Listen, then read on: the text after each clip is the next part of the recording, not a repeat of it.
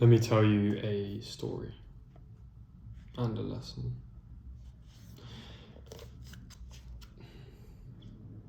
This book I bought by accident. Not by accident, it came with a bundle. It came with its predecessor, which was The Subtle Art of Not Giving a Fuck by Mark Manson, and its not successor, but the book he wrote after, and they both follow very similar ideas. And I just wanted to gloss over them. So this book turned out to be very influential in how I viewed the world, because it brought to fruition concepts which I'd semi-realised existed, but I hadn't been able to materialise them into reality. I knew they existed, but I just couldn't put words to them. And I'll discuss the first chapter in this video for now. So the book Everything is Fucked is applicable to every walk of life.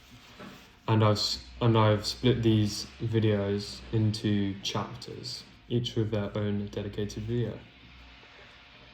Because of the weight of this book, each chapter needs its own video.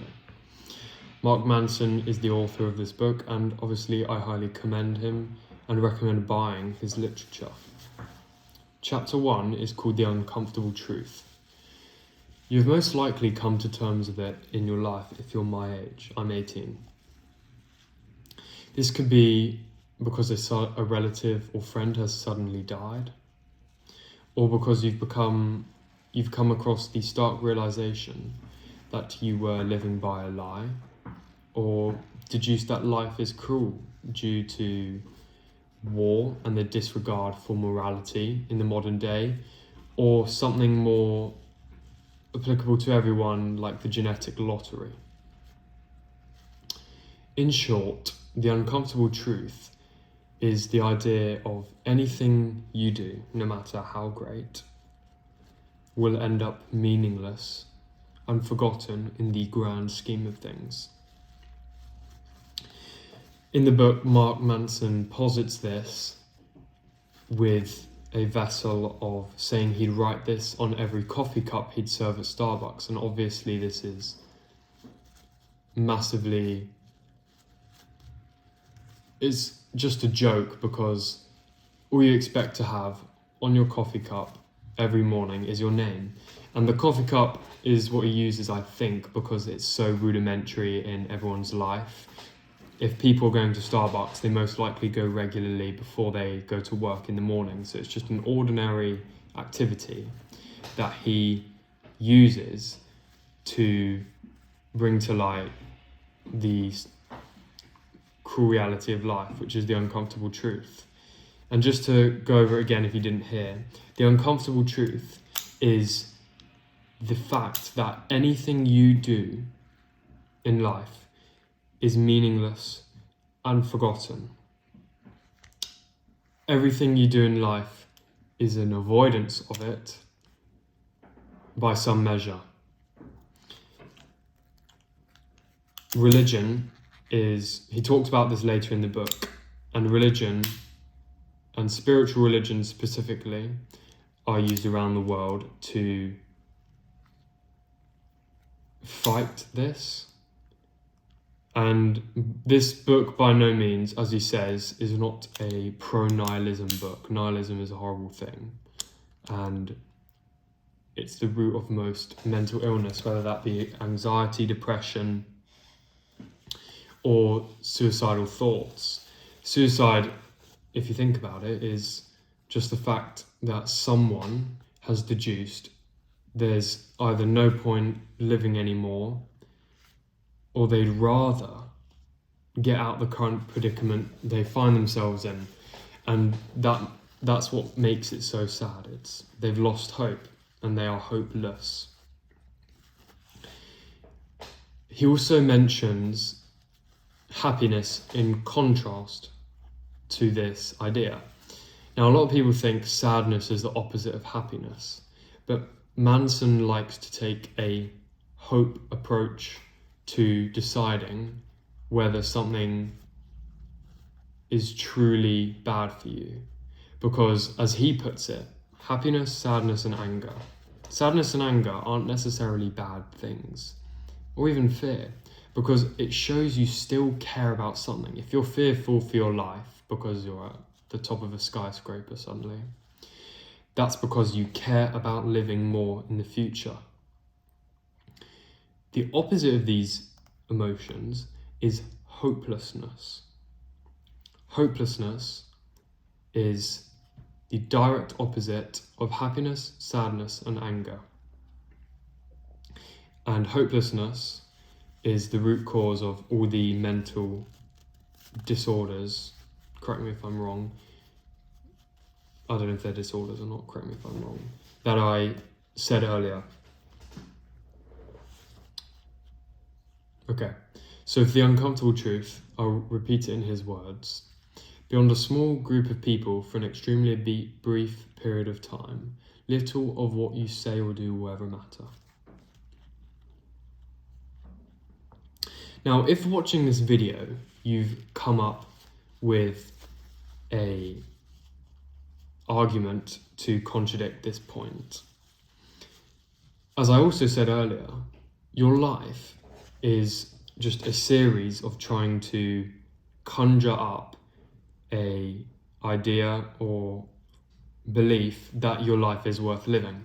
So if, for example, he uses in the book, if you can at least help one person in life, then it will all be worth it, right? But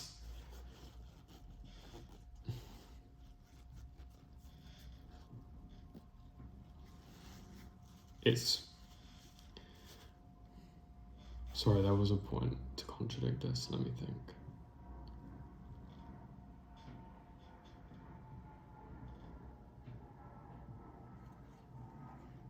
Okay, anyway.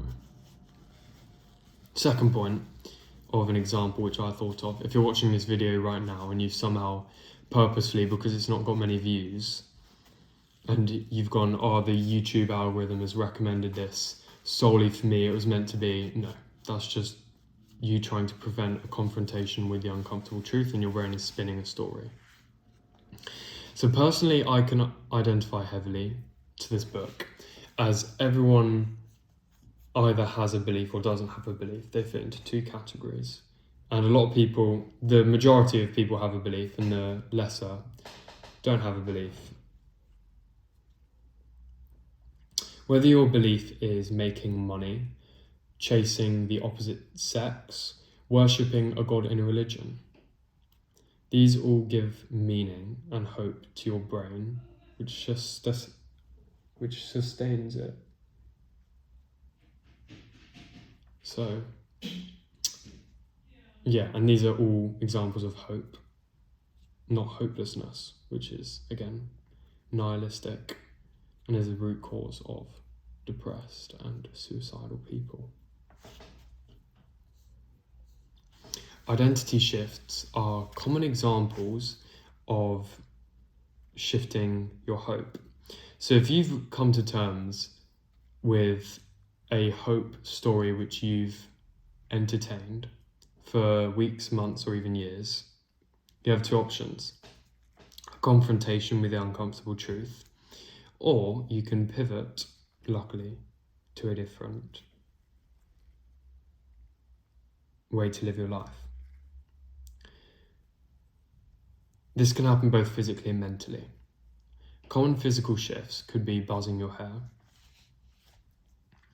While not permanent, it drastically changes your look and almost accelerates the change in habits and what you stand for. More permanent examples include tattoos and piercings. You see this a lot with emos. Emos were never born emos, if you think about it. They weren't born as they are. They've come to terms with some problem or where they lived their life, which they realised was a lie. So they've turned to music, rock music, correct me if I'm wrong. I'm not an expert on emos, but yeah. mental shifts could include finding God. That is a very, very common one for when people convert or revert to a specific religion. More modern examples could include a shift in political standing. So if you've been a hard right winger for a very long time and something happens in your life, an event which catalyzes the process of changing your point of view, then that could be seen as a mental identity shift, as you've drastically changed. And if you affiliate yourself with that party, being on the left wing now, remembering we've converted from right wing to left wing, if you'd gone to a left wing party, that would show that you've changed your hope strategy and you stand with new values, and that party is now your reason for living. There's one more example I'll give for the end of this video. This video doesn't cover the whole chapter. I'm not good at video making. This is like the first video I made, so if you want to read the book in detail, go buy it. It's a great book. One more example. In London, my home country's capital, there are these things called postcode wars, which is essentially just these gangs who are fighting over land and the scarce resources in London. And because the opportunities are quite weak, and online you see the top 10% of people flaunting their wealth, as they see it, there's no other way they can get out of their current predicament unless they turn to crime. So that's what they do. And when the family structure breaks down and the community structure breaks down, these people are hopeless. So what gives them hope?